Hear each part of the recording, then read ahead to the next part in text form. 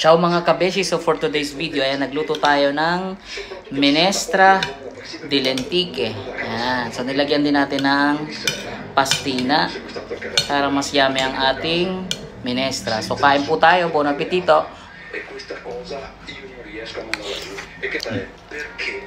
Init.